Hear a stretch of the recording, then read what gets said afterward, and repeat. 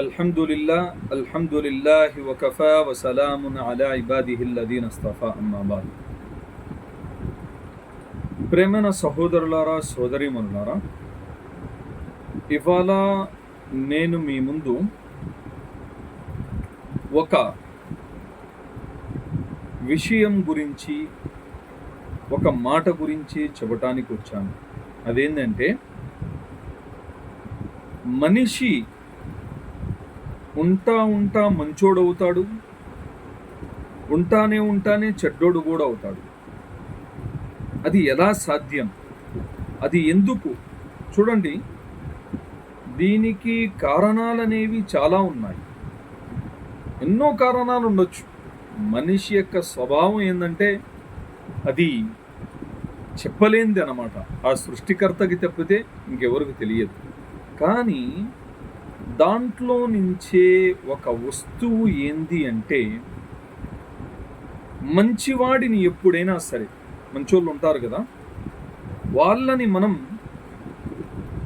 ఎప్పుడైతే ఎక్కువ మోసం చేస్తామో, అలాగనే వాళ్ళని ఎప్పుడైతే వాళ్ళని ఎక్కువ ఇబ్బంది పెడతామో, అలాగనే వాళ్ళతో వాళ్ళు ఎలా అయితే మనతో ఉంటున్నారో అలా ఉండలేకపోతున్నామో, అలా ఉండటం లేదో, అలాంటప్పుడు మంచి వ్యక్తి కూడా సహనం, ఓర్పు, పట్టుదల, కృషి ఇవన్నీ ఉన్న మనిషి కూడా సడన్గా చేంజ్ అవుతాడు.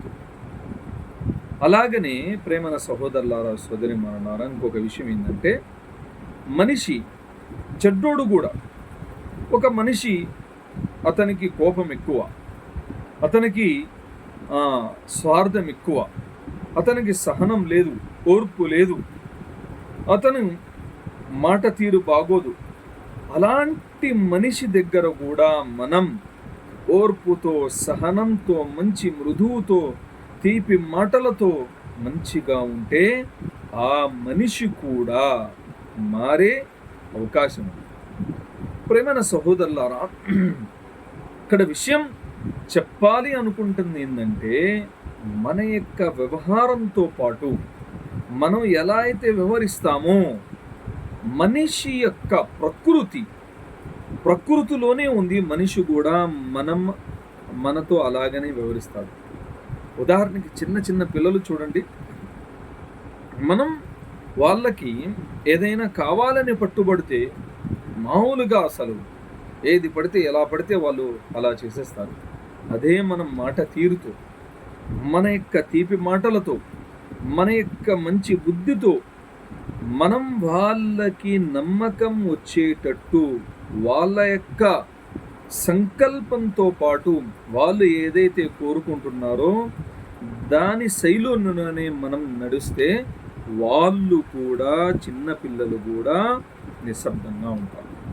ప్రేమైన సహోదరులారా, అందుకనే మనం ఎలాంటి పరిస్థితుల్లో కూడా, ఎక్కడ కూడా, ఎలాంటి చివరి దాకా కూడా మన యొక్క వ్యవహారం, మన యొక్క అలవాట్లు, మన యొక్క గుణాలు ఎలా ఉండాలంటే మంచిగా, మంచి మాటలు, అన్నిటికంటే చాలా పెద్ద విషపూరిత 7 సముద్రాలు కలిపితే, 7 సముద్రాల యొక్క విషం కలిపితే ఎంతైతే విషం అయిందో ఆ విషం మొత్తం కూడా నాలుకలో ఉంది.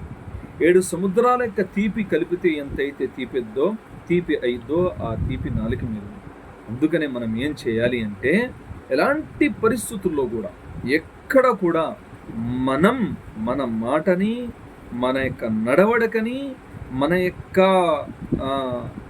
కర్మాల్ని, మన యొక్క పనుల్ని వేరే వాళ్ళ యొక్క మనసుకి తగిలేటట్టు, వేరే వాళ్ళ మనసుకి బాధ కలిగేటట్టు మనం చేయకూడదు. మనం దీన్ని ముందు పెట్టుకొని మనం జీవితంలో నడుస్తూ ఉంటే, మన యొక్క జీవితంలో ప్రతి ఒక్క అడుగున మనకి సహకరించే వాళ్ళు తప్పితే ఇంకా వేరే వాళ్ళు కొరకరు. అర్థమైంది కదా?